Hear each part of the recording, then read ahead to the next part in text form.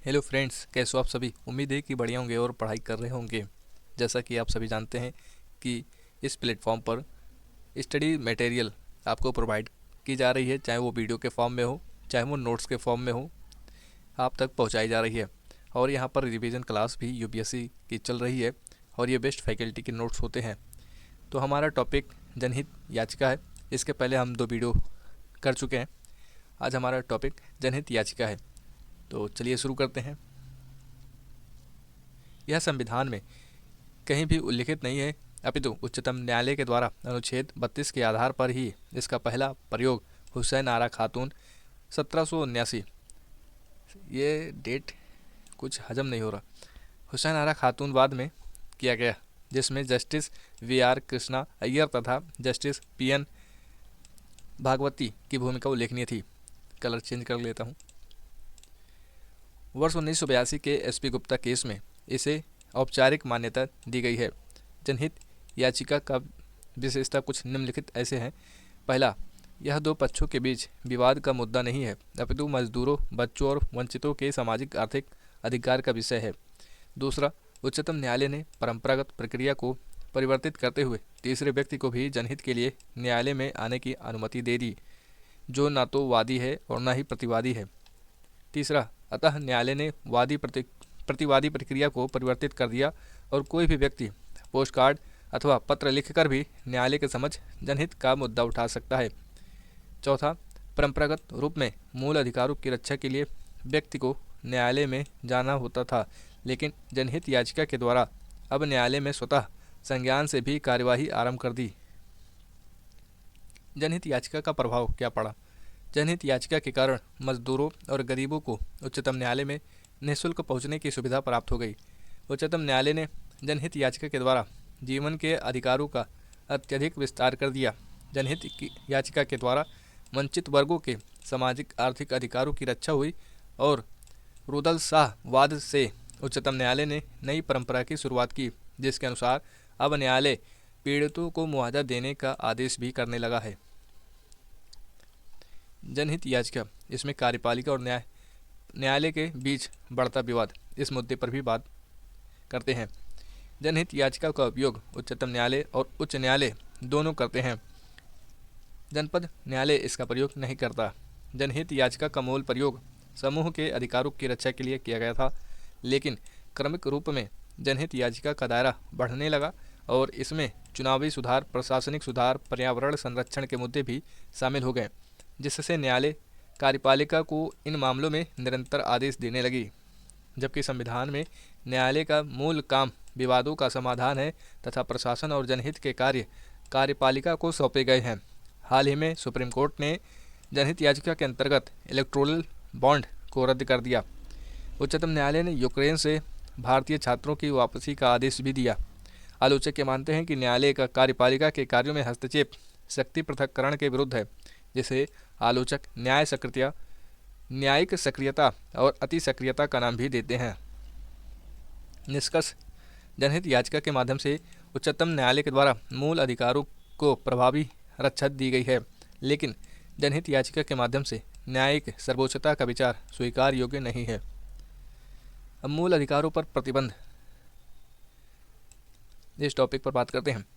अनुच्छेद 33 के अंतर्गत संसद को यह अधिकार प्रदान किया गया है कि निम्नलिखित पदाधिकारियों के लिए मूल अधिकारों को सीमित करने के लिए संसद विधि का निर्माण कर सकती है, जिसमें पहला, सैन्य बल के अंतर्गत कार्य करने वाले पदाधिकारी होंगे। दूसरा, लोक व्यवस्था बनाए रखने के लिए तैनात पदाधिकारी होंगे। तीसरा, आसूचना यानी खुफिया सूचनाएं और काउंटर आसूचना बनाए रखने के लिए पदाधिकारी। तो इनके जरिए से मूल अधिकारों पर प्रतिबंध लगाया जा सकता है। उपर्युक्त तीनों पदाधिकारियों के लिए निर्मित सूचना संचार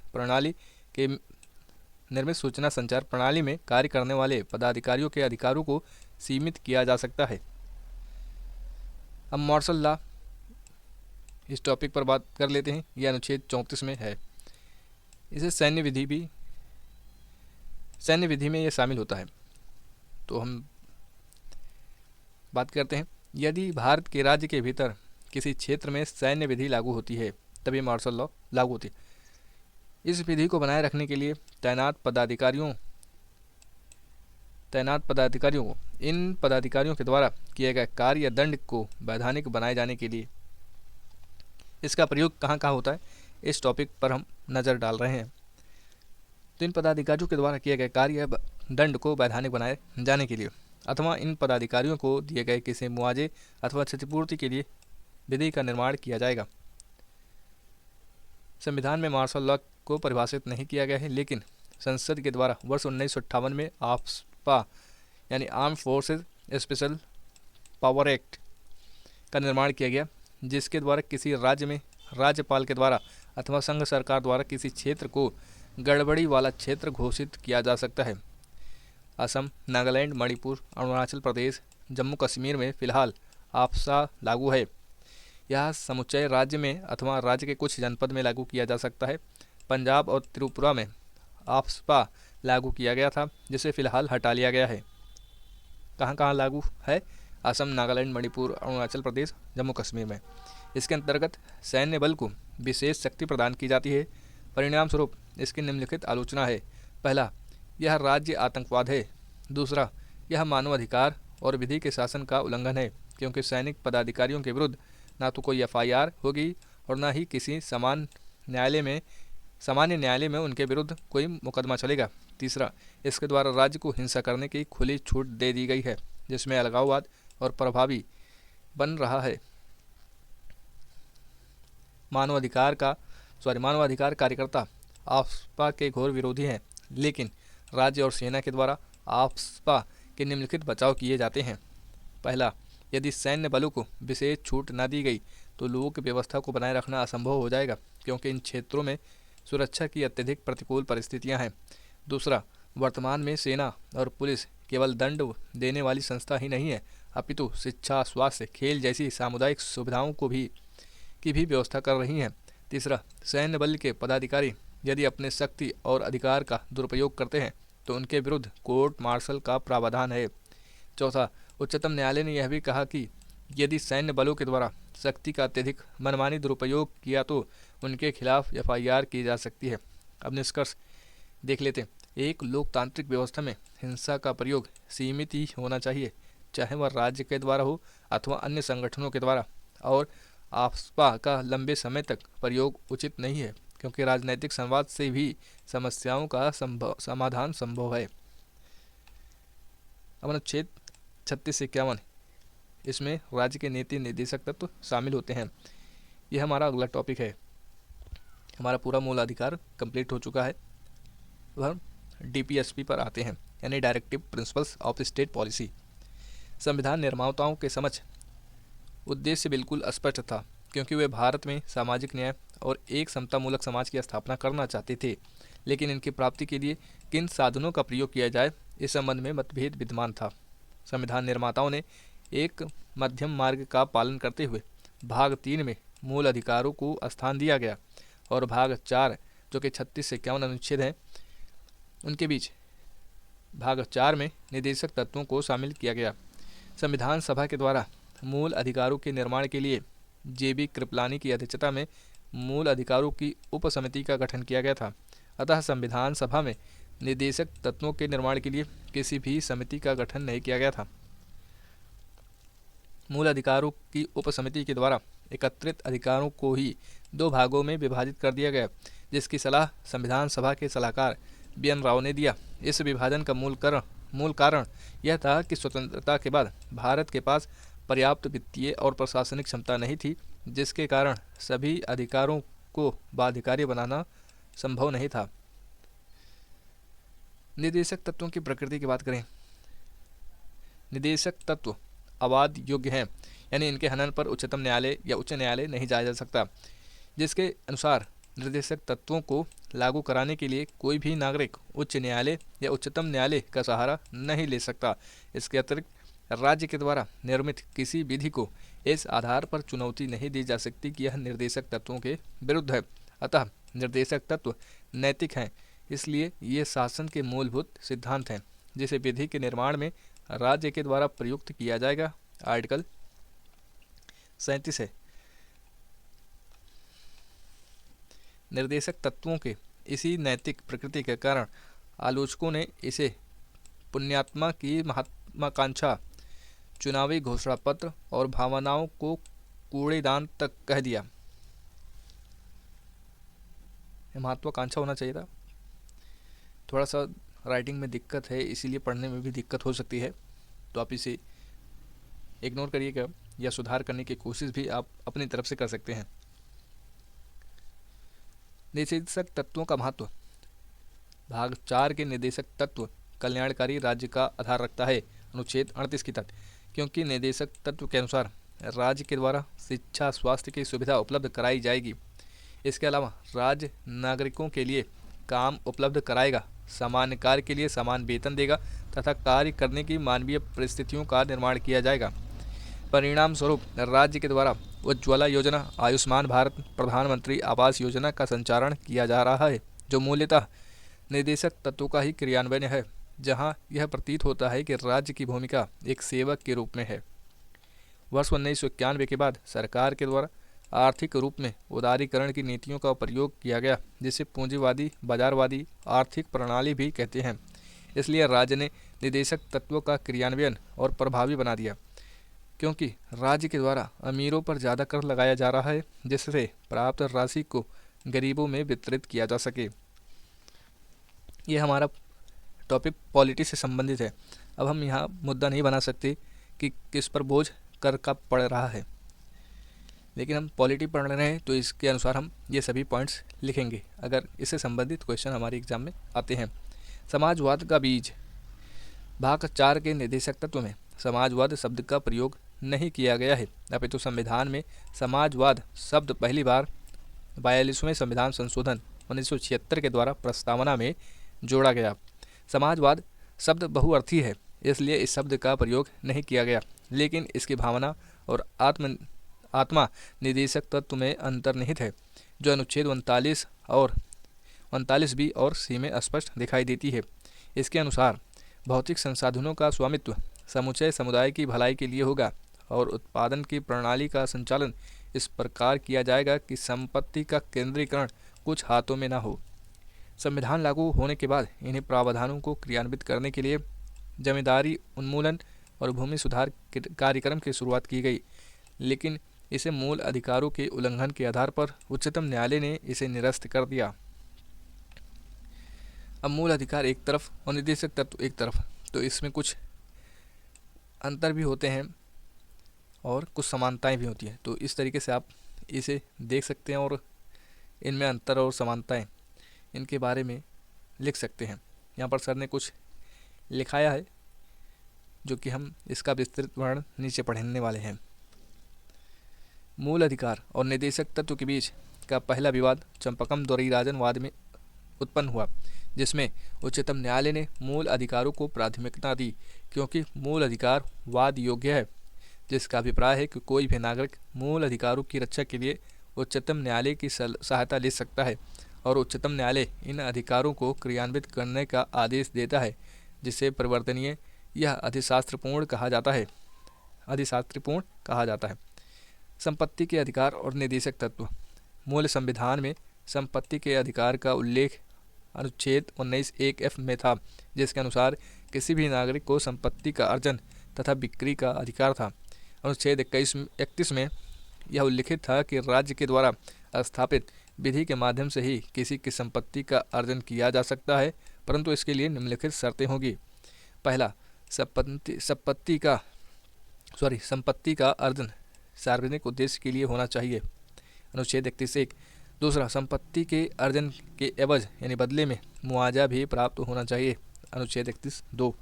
राज्य के द्वारा जमींदारी उन्मूलन कार्यक्रम को उच्चतम न्यायालय में चुनौती देने के कारण भूमि सुधार की योजना अटक गई और शैक्षणिक संस्थाओं में आरक्षण भी लागू नहीं हो पा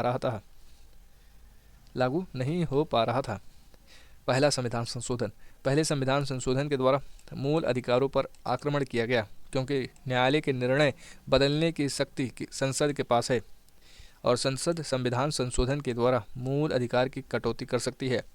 चंपकम दोरईराजन के निर्णय को बदलने के लिए और निर्देशक तत्वों को यानी आर्टिकल 46 लागू करने हेतु अनुच्छेद 15 का खंड 4 जोड़ा गया।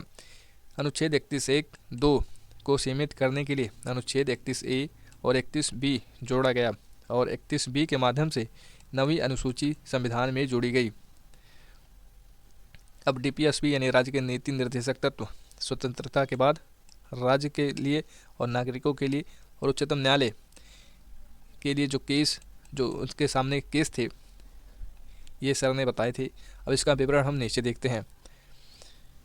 एक बार आप देख सकते हैं शंकरी प्रसादवाद में क्या क्या कहा गया।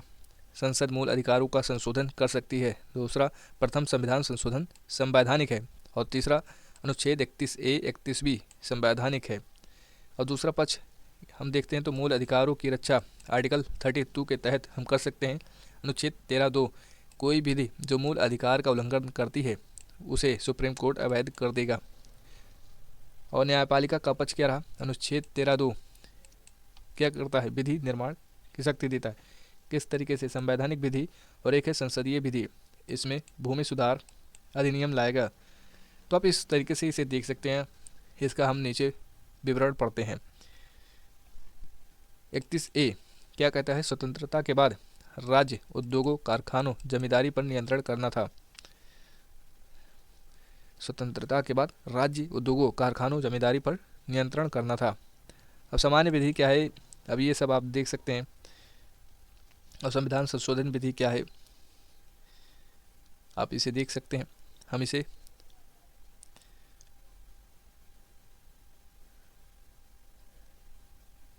विस्तार में पढ़ने वाले हैं, तो आप इसे देख सकते हैं कि नज़र में। अब क्या केस न्यायालय के निर्णय क्या थे, किस में क्या क्या निर्णय दिए गए, उसको भी हमें देखना होगा। तो इसे हम अपने नोट्स के मदद से और अन्य स्रोतों से इसे कवर करने की कोशिश करेंगे। आप भी करिएगा। जो कुछ इसमें से छूट जाता है, जो नहीं है इस नोट्स में, जो लगता है कि आपको करना चाहिए था, तो आप कर सकते हैं। लेकिन जो इस नोट्स में सम्मिलित है वो सभी पर्याप्त हैं। और भी आप देख सकते हैं। ये 17वां संविधान संशोधन, ये सब गोलकनाथवाद में क्या हुआ, 11 न्यायाधीशों की बेंच थी। आप इसे देख सकते हैं, एक नज़र में देख सकते हैं। इसे ज़्यादा बताने की ज़रूरत नहीं है, मैं समझता हूँ, क्योंकि हमें केवल नोट्स ही पढ़ना। आप यहाँ देख सकते हैं 24वां संविधान संशोधन सामान्य विधि। दूसरा है संविधान संशोधन। सामान्य विधि में संशोधन विधायी शक्ति के द्वारा होता है। संविधान संशोधन ये संविधान की दी हुई शक्ति के द्वारा होता है। विधि एक दूसरे से पृथक होते हैं। सारांश है,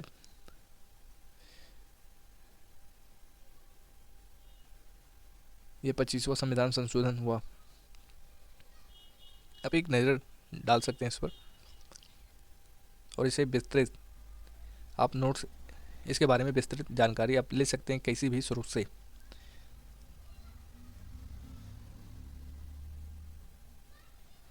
अब यहाँ पर हम आते हैं संपत्ति के अधिकार पर उच्चतम न्यायालय का निर्णय क्या था।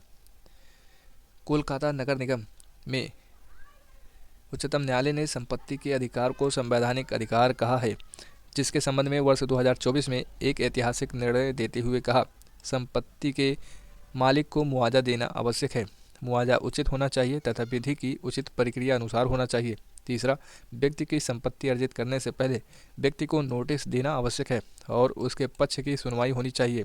चौथा है, सार्वजनिक उद्देश्य के लिए ही संपत्ति अर्जित होगी। ये इस पर अभी हाल फिलहाल में 2024 में सुप्रीम कोर्ट का निर्णय आया था। रिजल्ट ये कब आया? 24 अप्रैल। केशवानंद भारतीवाद 1973। केशवानंद को महात्मा साधु भी कहते हैं। 24वें, 25वें, 26वें, 29वें संशोधन को उच्चतम न्यायालय में चुनौती दी गई। 13 न्यायाधीश की बेंच थी। मुद्दा क्या था? क्या संसद मूल अधिकारों का संशोधन कर सकती है? तो हाँ। दूसरा मुद्दा था कि अनुच्छेद 368 में संविधान संशोधन की प्रक्रिया है शक्ति। संविधान संशोधन की प्रक्रिया है दोनों। इसमें मतलब कुछ क्वेश्चन पूछे थे, तो यहाँ पर आंसर बताने की कोशिश की गई है। तो इस प्रकार न्यायालय ने गोलकनाथवाद के मामले को बदल दिया। इससे स्पष्ट है कि उच्चतम न्यायालय ने 24वें, 25वें, 26वें, 29वें संविधान संशोधन को संवैधानिक बताया। अब केशवानंद भारतीवाद, आधारभूत ढांचा, इस टॉपिक पर हम बात कर लेते हैं। यह महत्वपूर्ण टॉपिक हो जाता है। आधारभूत ढांचे का विचार उच्चतम न्यायालय के द्वारा केशवानंद भारती वाद में प्रतिपादित किया गया, लेकिन यह कहा जाता है कि आधारभूत ढांचा संविधान में पहले से ही अंतर्निहित है, क्योंकि भारतीय संविधान एक सिद्धांत विचारधारा और दर्शन है और संविधान की मूल विशेषताओं को निम्नलिखित रूप में व्यक्त किया जा सकता है। पहला, लोकतांत्रिक गणतांत्रिक शासन। दूसरा है संघात्मक शासन। तीसरा, शक्ति का पृथक्करण। चौथा, संसदीय शासन। पांचवा है निरपेक्ष शासन और छठा है बंधुता। 31 अनुच्छेद के बारे में बताया गया यहाँ पर कि संसद 39B(c) लागू करने के लिए विधि निर्माण करती है। यह न्यायिक पुनरावलोकन का विषय नहीं होगा। ये 31C के अंतर्गत आता है। हम अपने टॉपिक पर आते हैं। अब बंधुता, जिससे राष्ट्र की एकता अखंडता बनी रहे।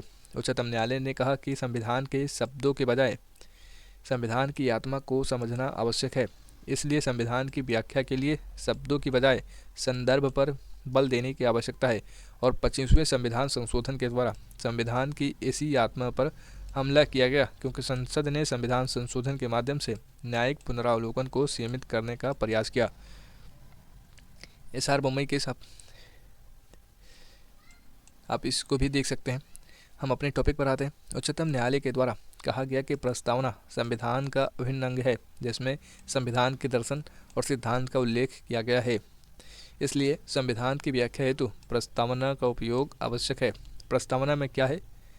हम भारत के लोग संप्रभु, समाजवादी, लोकतांत्रिक, गणतांत्रिक, पंथ निरपेक्ष, यहाँ पर सर ने बताया याद करने के लिए, जस्टिस, जे फॉर जस्टिस, न्याय, कैसा न्याय? सामाजिक, आर्थिक, राजनीतिक न्याय। दूसरा, लिबर्टी यानी कैसी स्वतंत्रता? विचारों, अभिव्यक्ति, अविश्वास, आस्था, उपासना की स्वतंत्रता। और अपॉर्चुनिटी, ई से यानी किसकी? अवसर, यानी परिस्थिति की समानता में अवसर। और एफ यानी बंधुता, इसका इंग्लिश मुझे याद नहीं आ रहा।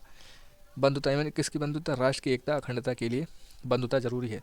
तो इस तरीके से भारत के जो प्रस्तावना है, भारतीय संविधान की प्रस्तावना इस तरीके से हम याद कर सकते हैं।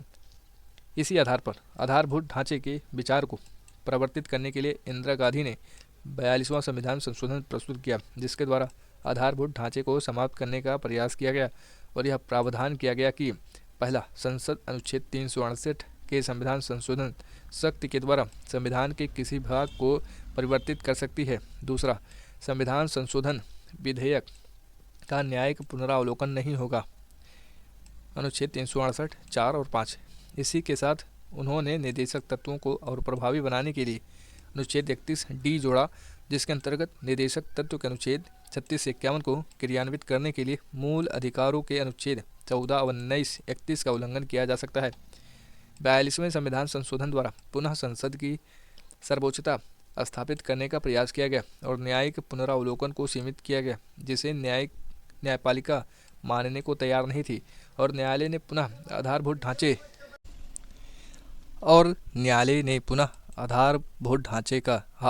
ढांचे के सिद्धांत का प्रयोग किया और अनुच्छेद 368 के खंड 4वां 5 को रद्द कर दिया, क्योंकि न्यायिक पुनरावलोकन को आधारभूत ढांचा माना। उच्चतम न्यायालय ने अनुच्छेद 31D को रद्द कर दिया, क्योंकि न्यायालय का तर्क है कि मूल अधिकार और निर्देशक तत्वों के बीच सामंजस्य पूर्णता का सिद्धांत है कि इसका सिद्धांत पूर्णता का सिद्धांत है। हारमोनियस, ये कुछ थोड़ा सा दिक्कत हो रहा है, हारमोनियस कंस्ट्रक्शन है, पूर्णता का सिद्धांत है, जिसके लिए न्यायालय ने प्रस्तावना का हवाला दिया, लेकिन जिसके अनुसार न्यायालय ने अनुच्छेद 31C को संवैधानिक कहा, क्योंकि निर्देशक तत्वों के अनुच्छेद 39B(c) मूल अधिकार के अनुच्छेद 14, 19, 31 से प्राथमिक माने जाएंगे। किस वाद में कहा गया? मिनर्वा मिल्स वाद में। 1980 के दशक से न्यायपालिका ने जनहित याचिका का प्रयोग किया और जीवन के अधिकार की इतनी विस्तृत व्याख्या की गई कि मूल अधिकार और निर्देशक तत्व के बीच का विभाजन समाप्त हो गया, अतः दोनों एक ही सिक्के के पहलू माने गए। इंदिरा गांधी के द्वारा निर्देशक तत्वों पर फोकस। इंदिरा गांधी ने समाजवादी विचार अपनाते हुए 42वें संविधान संशोधन से निर्देशक तत्वों में निम्नलिखित विषय जोड़े गए। पहला, निःशुल्क वैधानिक सहायता का अधिकार 39A, जिसमें जिससे विधि के समक्ष समानता का विचार व्यवहारिक रूप में सभी के लिए उपलब्ध हो सके। दूसरा, श्रमिकों के प्रबंधन में भागीदारी का अधिकार, अनुच्छेद 43A, जिससे उद्योगों के संचालन में श्रमिकों के हितों की रक्षा हो सके। तीसरा, इसी संशोधन से पर्यावरण और वन्य जीवों की रक्षा का प्रावधान पहली बार संविधान में जोड़ा गया, अनुच्छेद 48A। इन संविधान संशोधन को न्यायालय ने स्वीकार कर दिया, इसलिए आधारभूत ढांचा संसद के संविधान संशोधन की शक्ति को छीनता या छीनने के लिए नहीं है, अपितु संविधान के मूल ढांचे की रक्षा के लिए है। नवीं अनुसूची और आधारभूत ढांचा। नवीं अनुसूची का निर्माण पहले संविधान संशोधन के द्वारा किया गया। यह अनुसूची केवल राज्यों के भूमि सुधार अधिनियम को संरक्षित करने के लिए बनाई गई थी। वर्ष 1973 में उच्चतम न्यायालय ने जैसे ही आधारभूत ढांचे के सिद्धांत का निर्माण किया, नवीं अनुसूची का दुरुपयोग आरंभ हो गया और अब नवीं अनुसूची में इसलिए किसी विषय को शामिल किया जाने लगा क्योंकि उसे न्यायिक पुनरावलोकन से बचाया जाए और उन विषयों को इसमें शामिल किया गया जिसका संबंध भूमि सुधार से नहीं था। नवीं अनुसूची में 284 ला है, जैसे इसमें क्या था, तमिलनाडु का आरक्षण था, COFE पोसा, MRTP और व्यापारिक एकाधिकार प्रतिबंधात्मक अधिनियम। नवीं अनुसूची के द्वारा इस दुरुपयोग को प्रतिबंधित करने के लिए पुनः आधारभूत ढांचे का सिद्धांत का प्रयोग किया गया। उच्चतम न्यायालय ने IR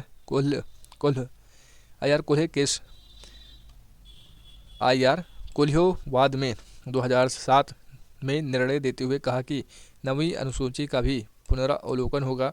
वह शर्त क्या होगा, इसके लिए दो प्रावधान किए गए।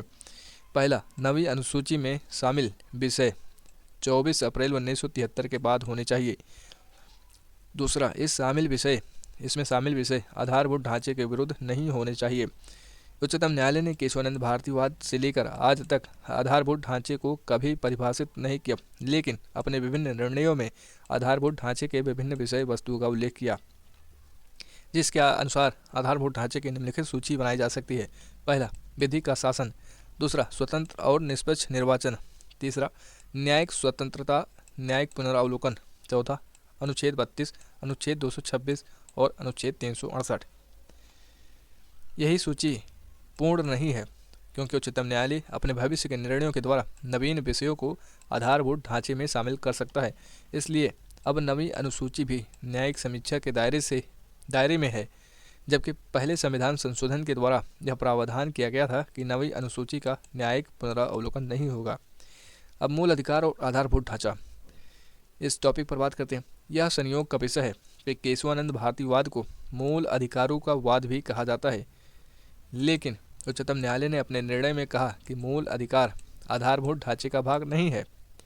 लेकिन उच्चतम न्यायालय के द्वारा दिए गए विभिन्न निर्णयों के आधार पर निम्नलिखित मूल अधिकारों को आधारभूत ढांचे में शामिल किया जा सकता है।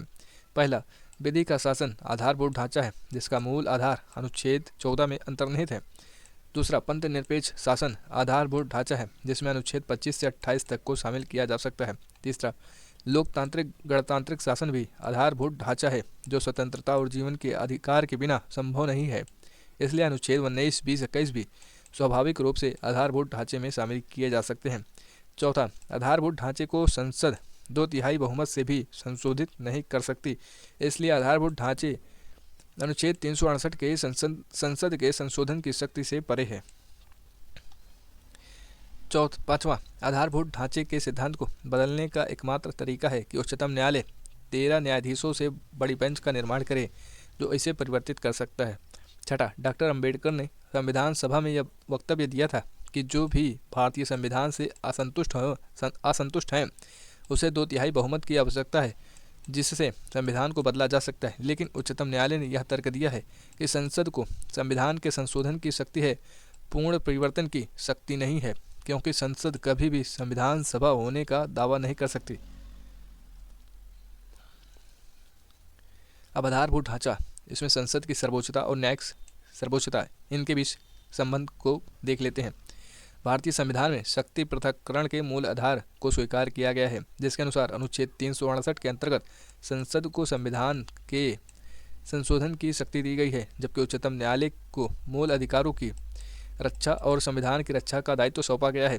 केशवानंद भारतीवाद के बाद संसद ने ये आरोप लगाया कि न्यायालय के द्वारा संसद की संविधान संशोधन की शक्ति को छीन लिया गया है, इसलिए न्यायालय संसद के कार्य में अतिक्रमण कर रहा है। न्यायपालिका ने तर्क दिया कि संसद सर्वोच्चता का दावा नहीं कर सकती क्योंकि संसद के संविधान संशोधन की शक्ति सीमित है और संसद के संविधान संशोधन की शक्ति स्वेच्छाचारी यानी मनमानी नहीं है, क्योंकि यदि संसद के पास 2/3 बहुमत हो जाए तो लोकतांत्रिक गणतांत्रिक शासन को तानाशाही शासन में नहीं बदला जा सकता। केशवानंद भारतीवाद में 25वें संविधान संशोधन के एक भाग को रद्द किया गया था। उसके बाद संसद ने 106 संविधान संशोधन किए हैं, जिससे यह सिद्ध होता है कि न्यायालय ने संसद से संशोधन की शक्ति को छीना नहीं है, लेकिन आधारभूत ढांचे के सिद्धांत के आधार पर 39वां, 42वां, 99वां संविधान संशोधन को असंवैधानिक घोषित कर दिया है, क्योंकि ये मूलभूत ढांचे के खिलाफ हैं। निष्कर्ष: आधारभूत ढांचे से संविधानवाद और संविधान की सर्वोच्चता स्थापित होती है, क्योंकि संविधान के कुछ तत्व अस्थायी हैं जिनको परिवर्तित करने का अधिकार संसद के पास नहीं है। निदेशक तत्व का क्रियान्वयन कैसे होता है, अब इस टॉपिक पर भी बात कर लेते हैं। निदेशक तत्व भारत में सामाजिक आर्थिक लोकतंत्र की स्थापना में सहायक हैं। ये समूह के अधिकार हैं। वर्ष 1991 में भारत की अर्थव्यवस्था को उदारीकृत और निजीकृत किया गया, जिससे शिक्षा और स्वास्थ्य के क्षेत्र में भी बाजार की पैठ हो गई। राज्य के द्वारा आर्थिक विषमता को समाप्त करने हेतु तथा सामाजिक न्याय की स्थापना के लिए प्रधानमंत्री आवास योजना, उज्ज्वला योजना, मनरेगा और आयुष्मान भारत का संचालन किया गया। आलोचक ये मानते हैं कि उदारीकरण की अर्थव्यवस्था निर्देशक तत्वों के प्रावधानों के विरुद्ध है, जबकि वास्तविक मुद्दा यह है कि बाजारवादी अर्थव्यवस्था इसलिए अपनाया गया है कि राज्य के वित्तीय संसाधनों में वृद्धि हो, जिससे आम जनता के लिए सामाजिक वस्तुओं का वितरण किया जा सकता है। हमारा अगला टॉपिक है समान नागरिक संहिता। संविधान लागू होने के बाद अधिकांश निर्देशक तत्वों का प्रभावी क्रियान्वयन किया गया, इसलिए भूमि सुधार और जमींदारी उन्मूलन किया गया। बिहार के द्वारा शराबबंदी की घोषणा निर्देशक तत्व अनुच्छेद 47 का क्रियान्वयन है। उत्तर प्रदेश सरकार के द्वारा दुधारू पशुओं के वध को प्रतिबंधित किया गया। नालसा के माध्यम से निःशुल्क वैधानिक सहायता का अधिकार प्रदान किया गया। उत्तराखंड भारत का पहला राज्य बन गया जिसने अनुच्छेद 44 यानी समान नागरिक संहिता को क्रियान्वित किया। भारत में आपराधिक मामलों में एक समान विधियां विद्यमान हैं, लेकिन विवाह, तलाक, उत्तराधिकार तथा विवाह की उम्र एवं गुजारा भत्ता के लिए धर्म के आधार पर पृथक पृथक नागरिक संहिताओं का निर्माण किया गया है। आप इस तरीके से देख सकते हैं कि हिंदू मैरिज एक्ट में व्यक्ति एक विवाह कर सकते हैं। आप इस तरीके से आप इनमें अंतर देख सकते हैं किस तरीके से भिन्नता पाई जा रही है। उत्तराखंड राज्य के द्वारा यह प्रावधान किया गया है। पहला, सभी नागरिकों के लिए यह प्रावधान किया गया है कि वे एक बार में एक ही विवाह कर सकते हैं। दूसरा, तलाक की स्थिति में प्रत्येक महिला को गुजारा भत्ता प्राप्त होगा। तीसरा, सभी व्यक्तियों के लिए विवाह की उम्र 21 वर्ष और 18 वर्ष की होगी। तीसरा, लेकिन समान नागरिक संहिता का यह प्रावधान जनजाति समुदाय के व्यक्तियों के लिए लागू नहीं होगा। इसके अलावा लिविंग इन संबंधों में रहने वाले व्यक्तियों को अपना पंजीकरण कराना होगा।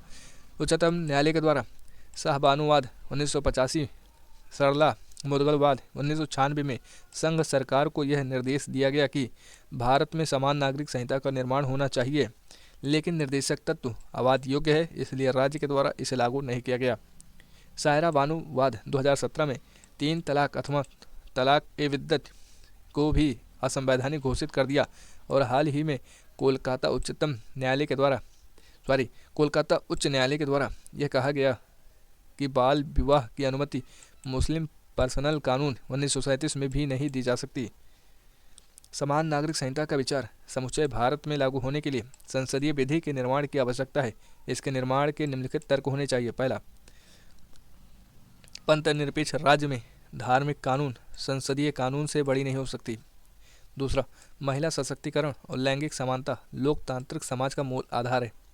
तीसरा, मानवीय गरिमा के लिए यह आवश्यक है कि पितृत्वात्मक समाज की व्यवस्था में परिवर्तन होना चाहिए, लेकिन इसके क्रियान्वयन में निम्नलिखित बाधाएं हैं। पहला, धार्मिक अधिकार मूल अधिकार है। दूसरा, जनजातीय समाजों के लिए विशेष संवैधानिक संरक्षण दिया गया है। तीसरा, निर्देशक तत्व अवाद योग्य है। चौथा, विभिन्न राजनीतिक दलों के बीच असहमतियां विद्यमान है।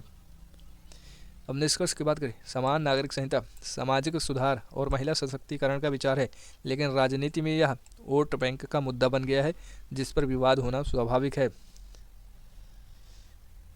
उत्तराखंड पहला राज्य है जिसने यूसीसी लागू किया।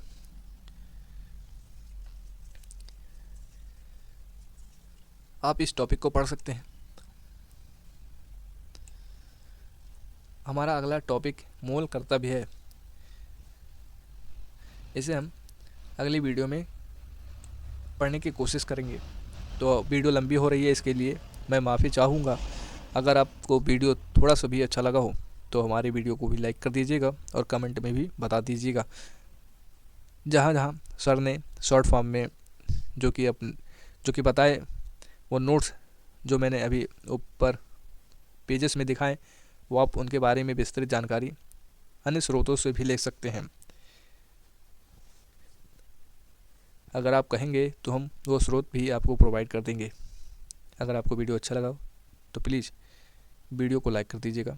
मिलते हैं अगले नेक्स्ट वीडियो में, तब तक के लिए जय हिंद, जय भारत।